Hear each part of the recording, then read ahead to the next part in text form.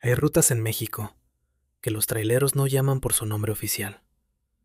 La carretera 57, ese corredor interminable que une Monterrey con la Ciudad de México, tiene un apodo que los veteranos se pasan de generación en generación como advertencia. La llaman la Viuda Negra. No es un nombre inventado por capricho, es un nombre nacido del dolor, de las cruces con flores que adornan sus curvas, de los compañeros que un día salieron cargados y nunca llegaron a su destino. Cualquier trailero que haya recorrido esa ruta de noche entiende el apodo, sin que nadie tenga que explicárselo. Don Roberto Fuentes lo sabía mejor que nadie. 22 años manejando tráileres, cientos de viajes por la 57. Conocía cada bache, cada curva traicionera, cada tramo donde la neblina bajaba tan densa que los faros apenas alcanzaban 3 metros.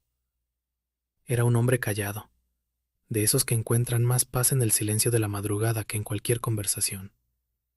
Su familia decía que la carretera era su verdadero hogar. Él nunca lo negaba. Esa noche del 15 de marzo, salió de Monterrey a las 10 con una carga de electrodomésticos rumbo a la Ciudad de México. Clima despejado, unidad en buen estado, ruta libre. Todo indicaba un viaje tranquilo. Llevaba 6 horas manejando cuando llegó al kilómetro 180. El café de su termo todavía estaba tibio. La radio sonaba bajito con algo norteño que se iba perdiendo entre las montañas. Fue ahí donde lo vio. Al principio creyó que era un animal iluminado por sus faros, pero no. Era una mujer, joven, unos 25 años, parada exactamente en el límite entre el acotamiento y el carril. Vestía completamente de blanco, un vestido ligero que no correspondía al frío serrano de esa madrugada. Y su cabello, largo y oscuro, estaba completamente empapado, pegado a su cara y sus hombros, aunque el parte del clima no había reportado lluvia en toda la zona. No había llovido. Roberto lo sabía con certeza. Frenó el tráiler. Lo pensó un segundo, claro, porque cualquier operador experimentado sabe que detenerse de madrugada en carretera tiene sus riesgos. Pero dejar a una mujer sola en esa oscuridad absoluta era algo que su conciencia no le permitía hacer. Abrió la ventana y la llamó. Ella volteó a verlo. Sus ojos eran oscuros, enormes, con una expresión que Roberto describiría después como vacía, como si mirara a través de él y no hacia él. Se acercó al tráiler con una calma que tampoco correspondía a la situación. Subió al asiento del copiloto sin decir nada. Roberto notó que no traía bolso, ni mochila, ni teléfono, ni nada en las manos. Solo ella y ese vestido blanco mojado. ¿Estás bien? ¿Qué haces aquí a esta hora?, preguntó mientras arrancaba. Ella no respondió. Solo miraba hacia el frente, al camino oscuro que los faros iban iluminando metro a metro. Roberto lo intentó varias veces durante los siguientes 20 minutos. Le preguntó si tenía familia cerca, si había tenido un accidente, si necesitaba llamar a alguien. Silencio absoluto. Ni siquiera volteaba. Era como manejar con una estatua a su lado. El ambiente en la cabina se volvió pesado, difícil de respirar, aunque las ventanas estaban entreabiertas y el frío de la sierra debería haber refrescado el ambiente. Estaba considerando detenerse en el siguiente poblado cuando, sin que nada lo anticipara, la mujer giró la cabeza lentamente hacia él y habló, con una voz tan baja que Roberto tuvo que esforzarse para escucharla sobre el ruido del motor. En la siguiente curva murió mi familia, dijo, hace exactamente un año, esta misma noche. Roberto sintió como si le vaciaran agua helada por la espalda. Quiso voltear a verla, quiso preguntar qué había pasado, pero justo en ese momento sus faros iluminaron una curva cerrada y tuvo que concentrarse completamente en el volante. Redujo velocidad, maniobró con cuidado. El tráiler cargado no perdona los errores. Cuando superó la curva y pudo apartar los ojos del camino un segundo para voltear al copiloto, no había nadie. El asiento estaba vacío. Roberto pisó el freno con toda su fuerza. El tráiler chirrió hasta detenerse. Se quedó paralizado unos segundos, manos aferradas al volante, corazón golpeándole el pecho. Luego bajó. Alumbró con su linterna alrededor del tráiler. Caminó hasta la parte trasera. Buscó en la oscuridad del acotamiento. Nada. Absolutamente nadie. Y lo más importante, la puerta del copiloto nunca se había abierto. Él lo hubiera escuchado. Él lo hubiera sentido. Pasó el resto de la noche en la cabina sin poder dormir, esperando que amaneciera. A la mañana siguiente, en la gasolinera del siguiente pueblo, le contó lo sucedido al encargado mientras tomaba un café con manos que todavía le temblaban. El hombre lo escuchó en silencio y le preguntó en qué kilómetro había pasado. Cuando Roberto respondió, el gasolinero bajó la vista. Le contó que exactamente un año atrás, en esa curva del kilómetro 180, un automóvil había perdido el control y caído al barranco. Una familia completa. El padre, la madre y una hija joven. Los cuerpos del padre y la madre fueron recuperados días después. El de la hija nunca apareció. Roberto Fuentes dejó las rutas nocturnas 3 meses después. Hoy, retirado, sigue sin tener explicación para esa madrugada. Pero hay un detalle que jamás ha podido sacarse de la cabeza. Algo que notó en el momento, pero cuyo peso completo solo entendió después. Cuando la mujer habló, en el frío de esa madrugada serrana, su aliento no formó vapor, como si no estuviera viva para respirar. Existe entre los traileros una expresión que quien no es del oficio no entiende del todo. La carretera te habla. No es misticismo barato ni superstición de gente sin educación. Es algo que cualquiera que haya pasado miles de horas solo, de noche, en medio de la nada, con solo el ruido del motor y la oscuridad infinita afuera, comprende perfectamente. La carretera tiene su propio lenguaje, sus propias señales, y hay noches en que lo que te dice no es nada bueno. Miguel Ángel Torres llevaba 15 años escuchando ese lenguaje. Ruta Guadalajara-Manzanillo, ida y vuelta, 3 veces por semana. Conocía esa sierra como conocía su propia casa. Sabía dónde el asfalto se ondulaba peligrosamente. Sabía dónde los venados cruzaban de madrugada. Sabía en qué curvas el viento pegaba de lado, y podía empujar la caja del tráiler con fuerza suficiente para hacerte perder el control si no ibas preparado. 15 años son 15 años. Creía honestamente que esa carretera ya no podía sorprenderlo. La noche del 23 de octubre comenzó igual que todas las demás. Miguel salió de Guadalajara a las 11 de la noche con una carga de electrodomésticos. Temperatura fresca, cielo despejado, carretera libre de tráfico. Las primeras 2 horas fueron completamente normales. Iba escuchando su playlist de regional mexicano, tomando su café de termo, haciendo el viaje casi de memoria como tantas veces antes. Fue pasada la medianoche, en el tramo más aislado de la sierra donde podía pasar media hora sin ver otra unidad, cuando notó las luces por el espejo retrovisor.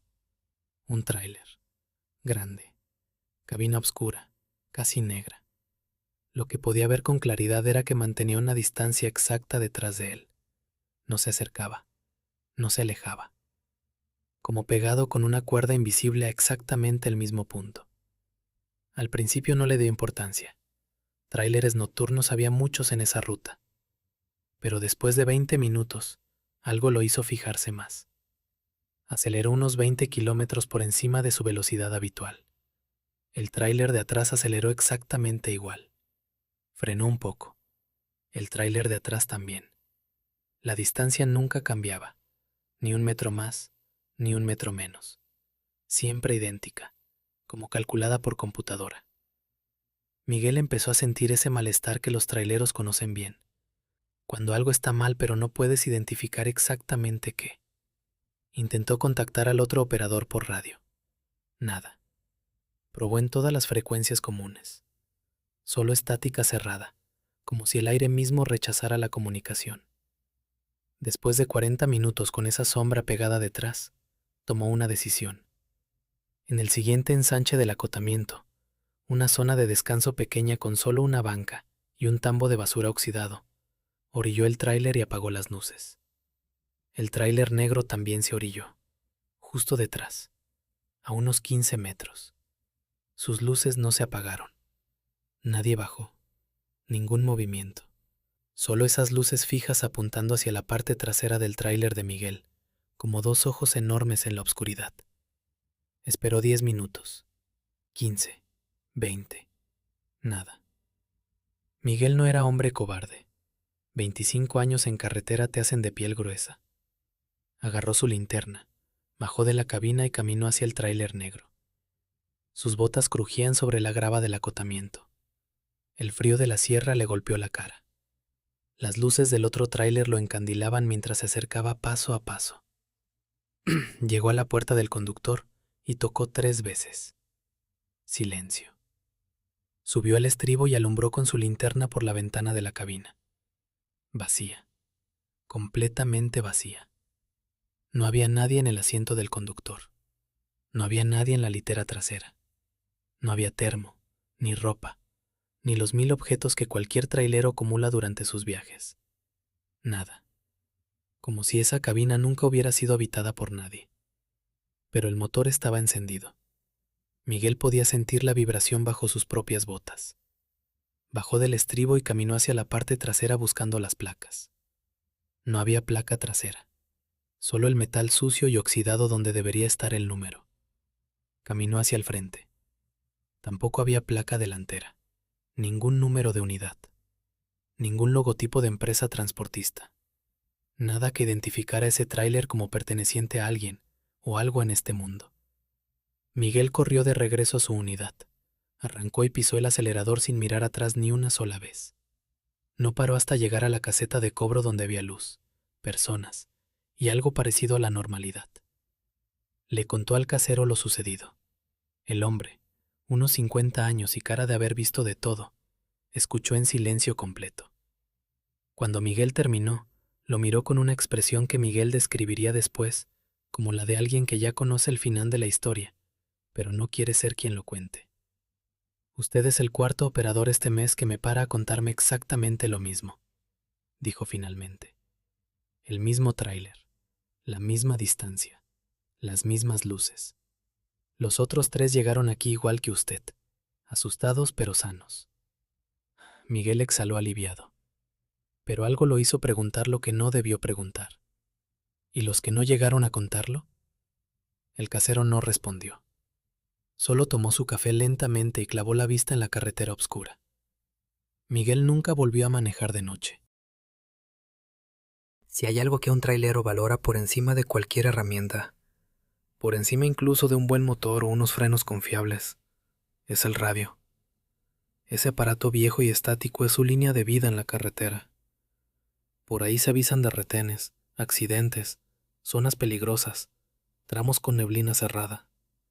Por ahí se hacen compañía en las madrugadas interminables cuando el sueño amenaza y la soledad pesa. Los traileros tienen su propio lenguaje radial, sus frecuencias, sus códigos. Es una hermandad que no necesita papeles ni juramentos, solo kilómetros compartidos y un radio siempre encendido.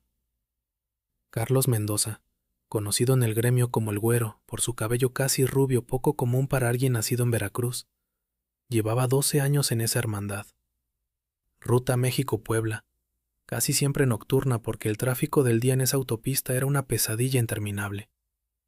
Era hombre alegre, de los que cantaban con la radio a todo volumen y saludaban a los traileros en sentido contrario, parpadeando las luces altas. La carretera para él no era solo trabajo, era vocación genuina. Esa noche de mediados de noviembre, salió del AICM, con carga electrónica pasadas las 11. Las primeras horas fueron completamente normales. Superó el Peñón, el tramo de neblina cerca del Popocatépetl, las curvas de la sierra. A las 3 de la mañana estaba en uno de los tramos más solitarios, donde la oscuridad era total y otros vehículos escaseaban completamente. Fue entonces cuando su radio captó algo que no debería estar ahí. Una voz de hombre. Adulto, tal vez 40 años. Pero lo que era perfectamente claro era el estado de esa voz. Lloraba. No un llanto discreto o contenido. Lloraba con una desesperación absoluta, con ese tipo de llanto que sale cuando el miedo o el dolor ya superan toda compostura humana posible. Aquí el tráiler volcado en el kilómetro 94. Por favor, necesito ayuda. No puedo moverme. ¿Alguien me copia? Carlos respondió de inmediato. Así funcionaba la hermandad. Te copio, compañero. Aquí el Güero en la México-Puebla. ¿Estás herido? ¿Puedes hablar con claridad? Sí, sí puedo hablar. Estoy atrapado en la cabina. Creo que tengo una pierna mal. Llevo mucho tiempo aquí solo. Ya no sé cuánto tiempo. Tranquilo, compañero. Ahorita llamo a emergencias. No sueltes el radio.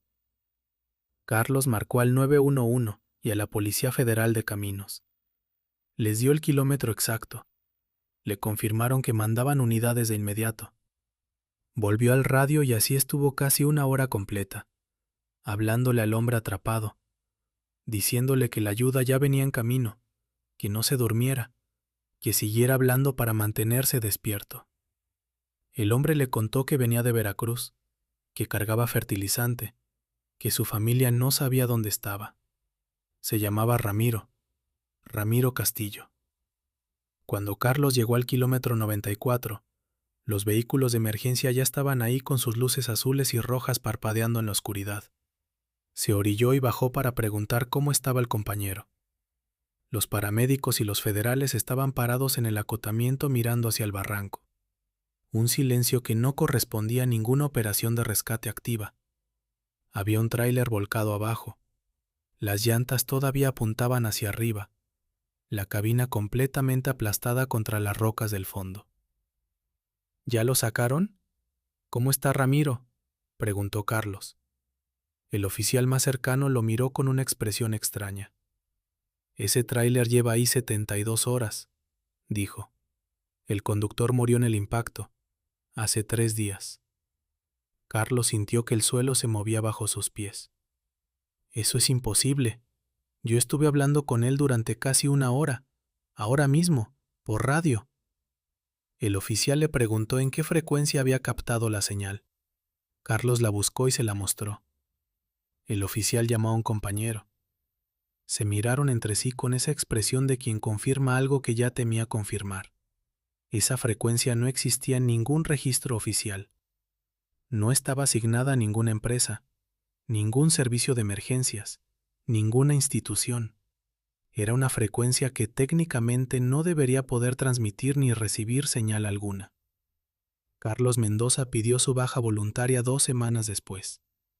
Hoy trabaja en un almacén en Puebla, lejos de cualquier carretera. Guarda en su teléfono la grabación de esa conversación de casi una hora que tuvo aquella madrugada. Una conversación con un hombre que llevaba 3 días muerto en el fondo de un barranco.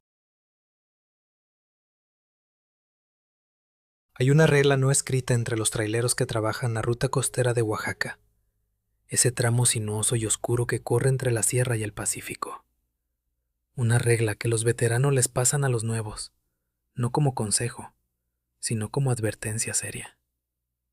Si de madrugada ves a un niño solo parado en la carretera, no pares, no bajes, no abras la ventana. Sigue manejando y no mires por el retrovisor.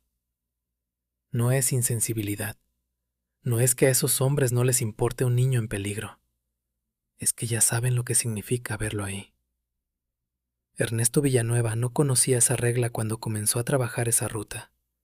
Era su tercer viaje, todavía aprendiendo los detalles del camino, todavía sin las capas que los años en carretera van poniendo sobre uno.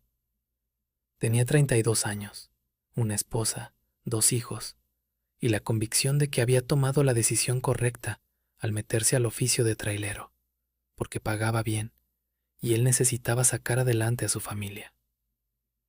Era la 1:30 de la mañana, carretera completamente sola, la sierra a un lado, el abismo al otro, y sus faros abriendo un túnel de luz en la oscuridad cerrada. Llevaba 4 horas manejando sin ver prácticamente a nadie, solo vegetación, curvas y oscuridad. Y entonces, En medio de su carril, iluminado de golpe por sus faros, apareció un niño.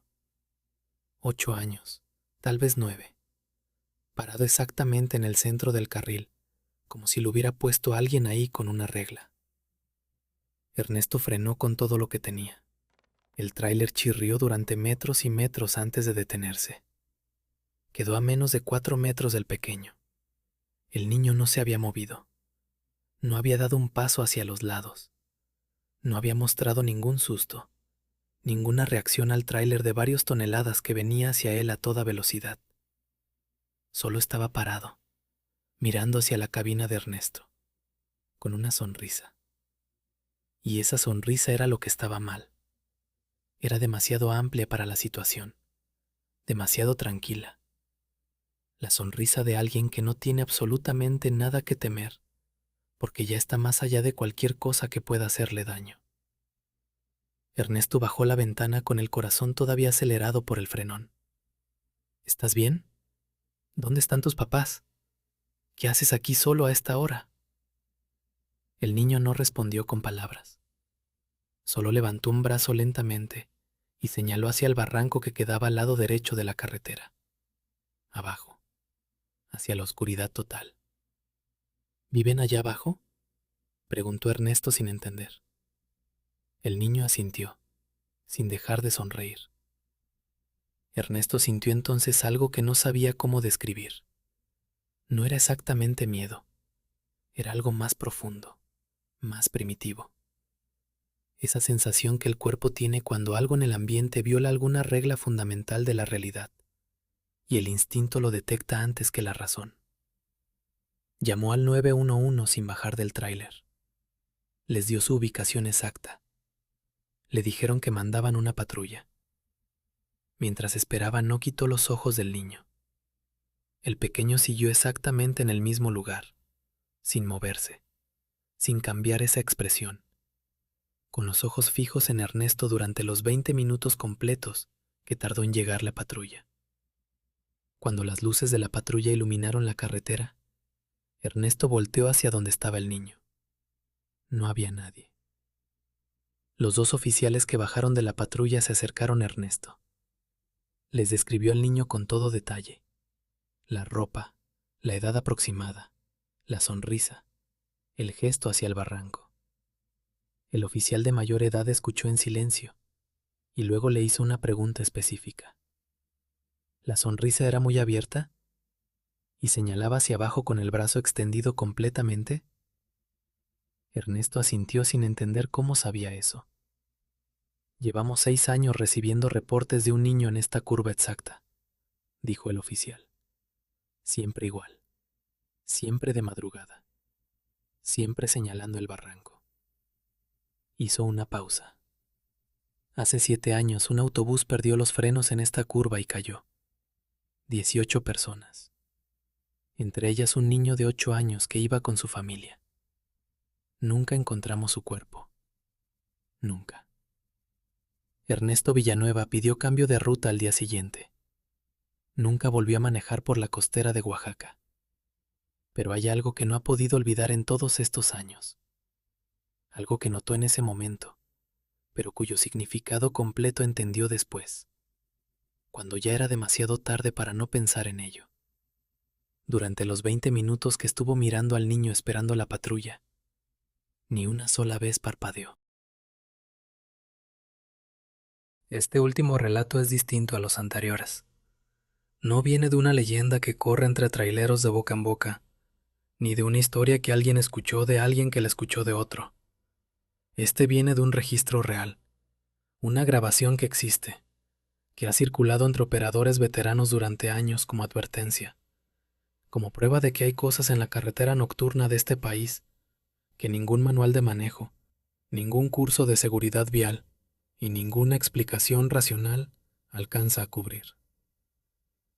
La noche del 7 de noviembre, la central de radio de una empresa transportista mediana con base en Torreón recibió una llamada de rutina de su operador número 14, Ramón Gutiérrez, 12 años en la empresa, uno de sus operadores más confiables y puntuales. Hacía la ruta nocturna Torreón-Durango, un tramo de sierra que los traileros respetan por sus curvas ciegas y sus bajadas largas.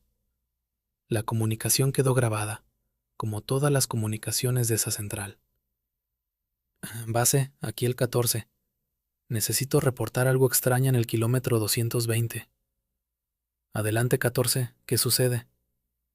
Hay un tráiler detenido en medio del carril, sin luces encendidas. Tuve que frenar de emergencia para no impactarlo. Voy a verificar la situación. Copiado 14, con cuidado. Silencio durante 3 minutos con 40 segundos exactos. Luego la voz de Ramón volvió. Base, el tráiler está completamente vacío, pero las llaves están puestas en el switch. Hay comida en el tablero, todavía fresca. Parece que el operador acaba de bajarse hace minutos. No veo a nadie afuera en ninguna dirección. ¿Tienes visibilidad del entorno, 14? ¿Ves movimiento? Negativo. Carretera completamente sola en ambos sentidos. No hay nadie. Pero base, hay algo más que necesito reportar. La caja del tráiler está abierta. La puerta trasera está abierta de par en par. Voy a revisar adentro para ver si hay alguien. 14 espera indicación. No sabemos si... Base, estoy en la puerta trasera de la caja. Adentro hay... La comunicación se cortó. No hubo estática. No hubo interferencia gradual. No hubo nada que anticipara el corte. La señal simplemente desapareció en medio de la frase, como si alguien hubiera apagado un interruptor. La central intentó restablecer contacto durante los siguientes 40 minutos, sin obtener respuesta. Enviaron otra unidad de inmediato con instrucciones de ir directamente al kilómetro 220. El operador enviado encontró el tráiler de Ramón perfectamente estacionado a un costado de la carretera.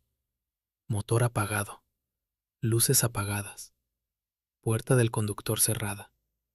Todo en perfecto orden, como si Ramón hubiera decidido detenerse a descansar de manera completamente normal.